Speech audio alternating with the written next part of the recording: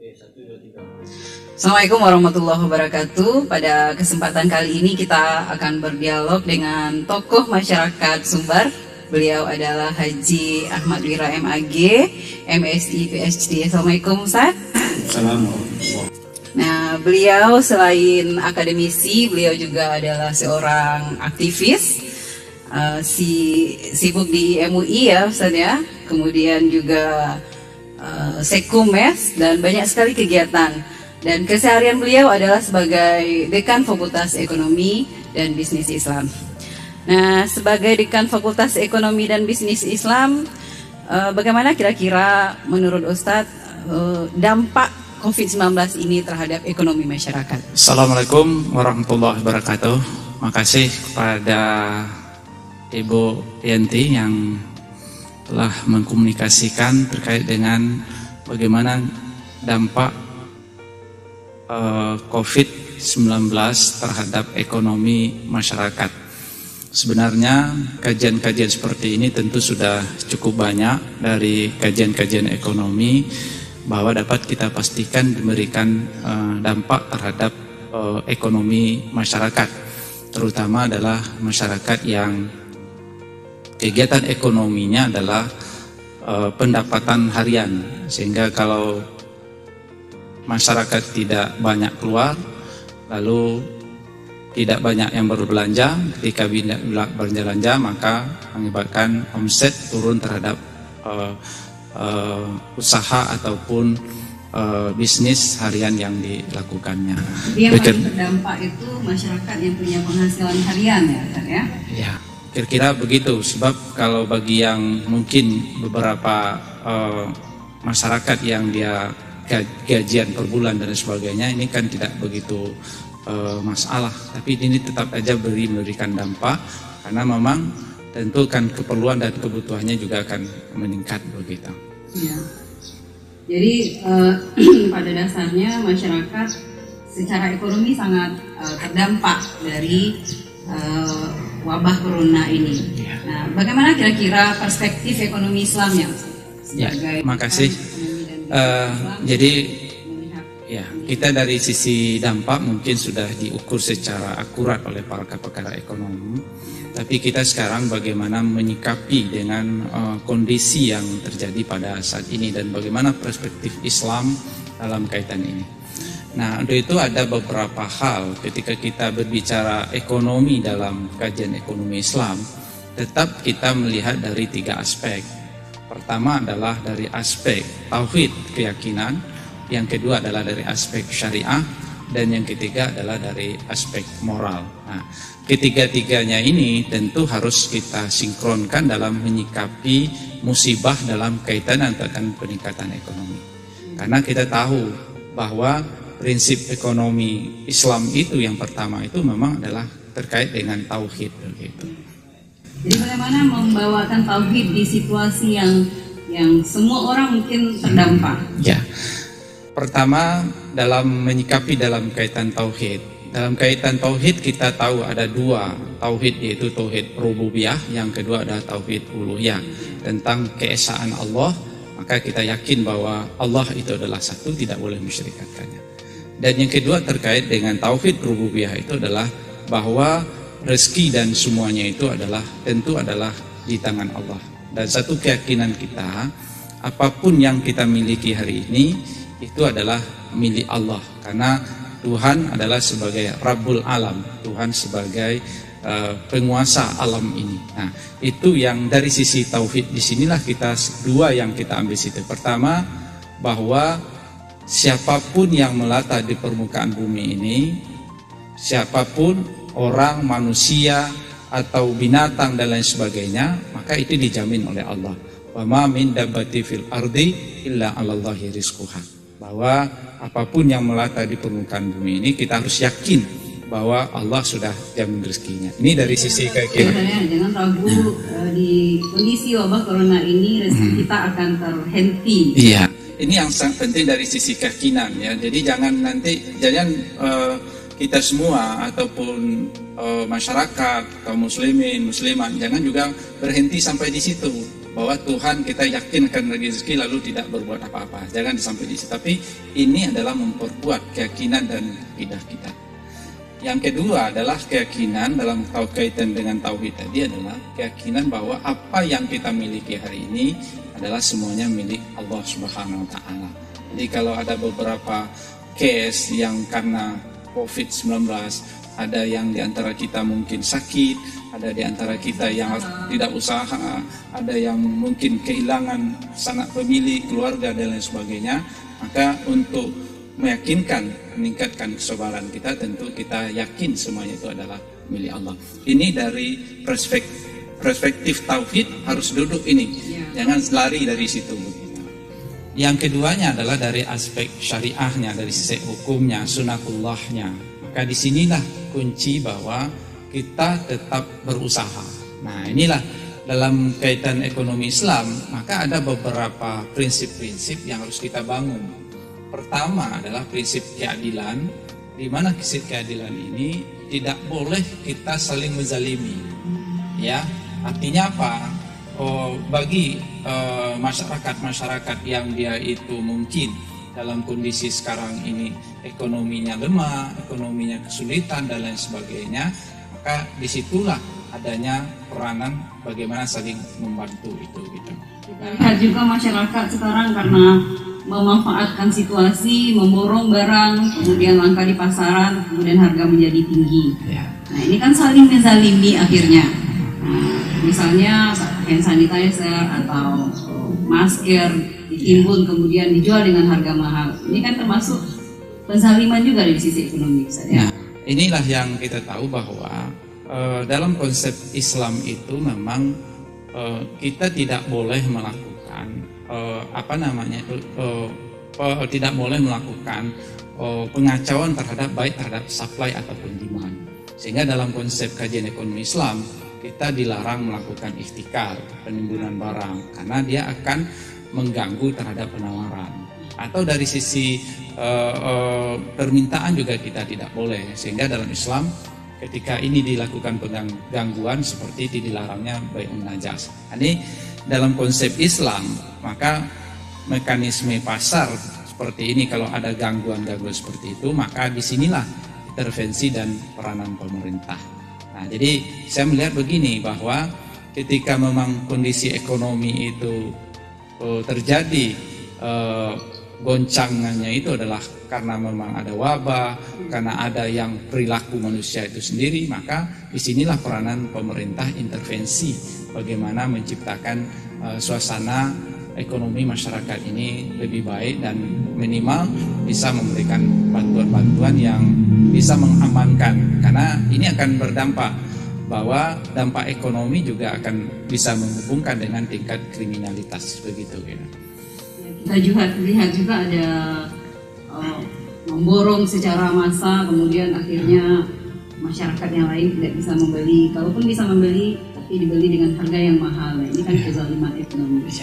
Nah itulah aspek-aspek yang harus kita lihat begitu. Jadi bagi masyarakat yang punya kecukupan, maka jangan juga memperlihatkan dia itu berlebih-lebihan dalam pembelanjaan. Lalu bagaimana menyikapi masyarakat kita yang kondisi ekonomi karena pekerjaan dan lain sebagainya, maka tentu tidaklah akan menjadikan dia putus asa. Sehingga dalam konsep Islam itu bagi orang yang punya rezeki, dia mesti bersyukur dengan kelebihan hartanya dengan tidak sombong. Lalu bagi yang mungkin hartanya sekarang ini atau kondisi ekonominya rendah, dia tidak menjadi orang yang putus asa karena memang kondisi ekonomi ini ada.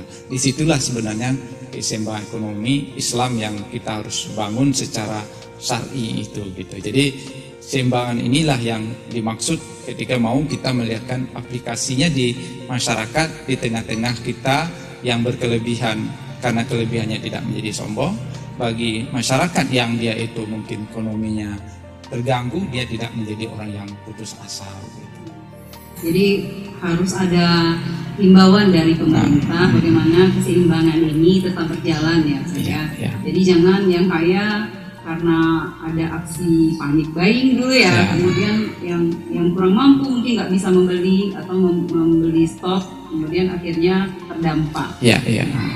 Nah itu baru dua ya Ustaz ya. Nah yang ketiga berikutnya. Yang ketiga adalah dari sisi moral kita, moralnya, sosial masyarakat kita. Nah disinilah sebenarnya bagaimana Islam menggambarkan bahwa moralitas kita bersama-sama menyikapi wabah ini. Jadi dia tidak seperti kita ketahui bahwa bagaimana meningkatkan sosial kemanusiaan. Nah, kalau dalam konsep Islam, dalam kajian ekonominya, maka kita tahu ketika kajian dampak ekonomi seperti ini, maka bagaimana kekayaan itu tidak hanya beredar pada orang-orang tertentu. Nah, disitulah Islam memiliki dana kebajikan atau dana-dana filantropis seperti infak, sedekah, zakat, wakaf dan lain sebagainya. Ini kan dana-dana yang menjadikan bahwa bagaimana ekonomi masyarakat itu tidak menumpuk pada orang-orang tertentu saja. Sehingga dalam konsep sederhananya ketika kita lihat jarak antara orang miskin dengan orang yang punya kelebihan harta agak jauh jaraknya, maka ketika orang yang punya harta sudah sampai satu nisab, dia berikan hartanya, berarti dia mundur satu langkah. Ketika harta ini diberikan kepada yang kurang mampu, maka berarti yang miskin itu agak maju satu langkah. Sehingga jarak atau kesenjangan sosial ini akan menjadikan tetap terjaganya keamanan, stabilitas ekonomi dan lain sebagainya. Gitu. Jadi apa kira-kira solusi ekonomi Islam terhadap pandemi wabah corona ini? Ya, oke. Bagi masyarakat kita yang kena dampak dengan pekerjaan, dengan pendapatan, maka tentu kita tidak akan menjadikan putus asa dalam usaha. Ini dalam kaitan dan upaya-upaya yang dilakukan secara individu bagi masyarakat itu. Misalnya begini, ada beberapa alternatif yang dilakukan. Nah, ini dari sisi keyakinan tentu akan memperkuat keyakinannya bahwa ini wabah ini insya Allah akan berakhir dan mudah-mudahan nanti bisa kita berusaha lagi. Ini yang harus jadi masyarakat yang kena dampak dia tetap harus optimis. Kemudian bagi masyarakat yang mungkin punya kelebihan harta, tentu dalam kajian ekonomi Islam inilah yang kita bangun bagaimana memperkuat dan merealisasikan dana-dana kebajikan yang sudah ada di tengah-tengah masyarakat. Nah, misalnya dalam bentuk zakat, dalam bentuk infak, sedekah dan lain sebagainya. Kita bisa hitung ya orang-orang yang berada di sekeliling kita. Kita kan sangat tahu bagaimana ajaran yang disampaikan oleh Rasulullah bahwa belum sempurna iman seorang kalau seandainya tetangga yang sebelahnya ada yang tidak makan dan lain sebagainya. Ini kan motivasi yang punya kemampuan sehingga memang membuktikan saat sekarang ini mau membuktikan apakah memang kita peduli dengan masyarakat yang ada di sekeliling kita. Ini dari masyarakat. Kepedulian sosial yang penting gitu. Nah, kemudian dari sisi pemerintah sekarang tentu kita tahu bahwa dalam konsep pemerintah maka kaidah yang kita pakai itu adalah tasarruful imam ala ra'iyati manutun ala maslahah. Tentu ini juga berlaku dalam kaitan ekonomi. Kemaslahatan apa yang terbaik yang harus dilakukan oleh pemerintah, tentu ini adalah kebijakan-kebijakan pemerintah yang kita minta. Sebab begini, pemerintah juga bisa berlaku adil ketika memang ada larangan-larangan terhadap usaha-usaha tertentu, PSBB dan lain sebagainya. Tentu sisi pemerintah juga harus adil bagaimana menyikapi, bagaimana meyakinkan masyarakat dan bagaimana membantu masyarakat sehingga memang kebutuhan-kebutuhan pokoknya juga terimbangi. Nah, jadi kalau dari kaidah-kaidah sekarang ini kita tahu bahwa la darara wala dirar, tidak boleh mudarat dan juga memudaratkan.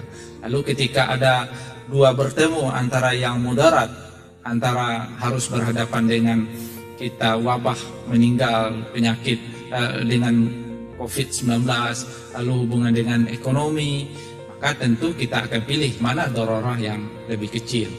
Lalu dararah ini yang muncul dari kebijakan-kebijakan ini tentu harus tetap kita hilangkan.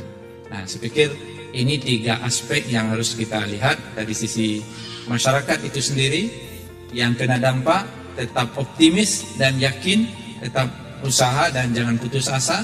Bagi masyarakat yang punya kemampuan silakan untuk memberikan mensialisasikan dana-dana kebajikannya pada saat ini. Ini adalah saat yang sangat tepat sekali. Dari sisi pemerintah, tentu kita ingin pemerintah memberikan kebijakan yang terbaik sehingga dampak ekonomi masyarakat itu tidak terlalu terpuruk, dia bisa bertahan untuk hidup begitu. Baik, Ustaz. Ini terakhir, Ustaz, sebagai Dekan Fakultas Ekonomi dan Bisnis Islam, nah apa yang dilakukan oleh pihak kampus untuk membantu masyarakat atau mahasiswa yang terdampak secara ekonomi karena wabah corona ini? Ya, bagi kita di Fakultas Ekonomi dan Bisnis Islam, kita sudah bikin satgas, satuan tugas untuk Fakultas Ekonomi dan Bisnis Islam. Dan satgas ini ada 2 tugasnya saja. Pertama adalah pencegahan terhadap penularan COVID-19. Ya, yang kedua adalah penanggulangan terhadap dampak. Nah, karena saat ini keterbatasan kita baru melakukan penanggulangan terhadap dampak terhadap mahasiswa kita yang masih ada di sini, karena dia dihadapkan dengan perkuliahan melalui online, lalu dia kuliah tetap jalan, lalu dia bertahan di Padang karena mungkin ada beberapa alasan di kampung belum ada sinyal dan lain sebagainya. Nah, sekarang kita sudah mendata ada sekitar 48 mahasiswa kita ekonomi dan Islam, ya di Fakultas Ekonomi dan Islam. Nah, fakultas lain juga punya upaya. Ya, semua fakultas sepertinya dari hasil rapat Satgas UIN kemarin ini masing-masing fakultas sudah bergerak, dan malahan kita sudah juga kemarin membantu untuk memulangkan ada mahasiswa kita yang 1 orang yang dari Aceh yang dia terkendala untuk pulang, dan insya Allah hari Minggu atau hari Sabtu kita bisa memulangkan dia ke kampung karena kondisi ini begitu. Nah, ini bentuk-bentuk. Lalu yang kedua, kita sudah melakukan penggalangan dana di dalam terhadap dosen-dosen, pegawai, alumni, dan mungkin dana-dana yang bisa kita gunakan untuk membantu mahasiswa kita dalam yang terkena dengan dampak dari COVID-19 ini. Mungkin ke depan ada upaya untuk masyarakat sekitar juga. Nah, ini yang kita nanti kita sudah berkomunikasi dengan RW, RT yang ada di Sungai Bange, maka memang dalam hal pencegahan kita sudah bekerja sama melakukan sosialisasi bagaimana menjaga jarak, menjaga kebersihan, dan tidak berkumpul-kumpul lagi gitu. Karena memang kita tahu di Sungai Bange itu banyak mahasiswa kita yang menetap, dan sekarang dengan COVID-19 ini dia sudah mulai pulang kampung. Jadi kita tinggal untuk pencegahan. Jadi nanti penggulangan dampaknya tentu bisa kita kerjasama dengan RW dan RT yang ada di situ untuk masyarakat setempat.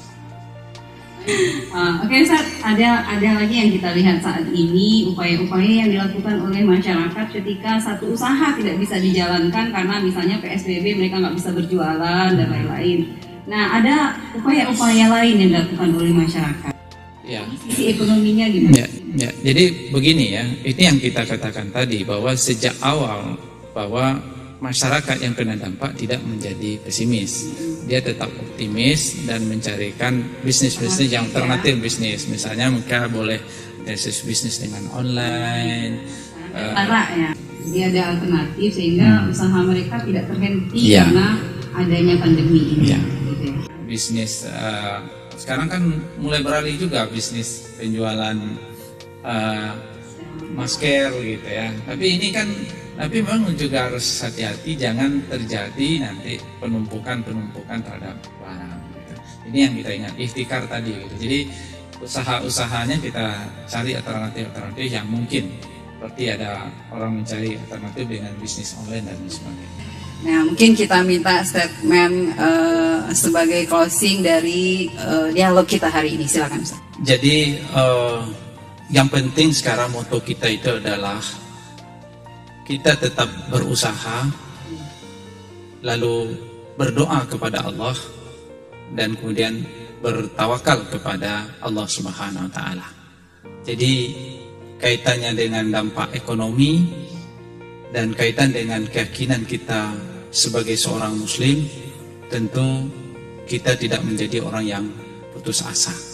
Makasih. Assalamualaikum warahmatullahi wabarakatuh. Baik, demikian dialog kita hari ini. Terima kasih kepada Ustadz Wira yang sudah memberikan pandangan sisi ekonomi terkait dengan dampak COVID-19 ini terhadap masyarakat. Mudah-mudahan bisa memberikan pencerahan di situasi pandemi COVID-19 ini. Kita tetap meyakini bahwa semua ini adalah ciptaan Allah dan mudah-mudahan situasi ini cepat berlalu.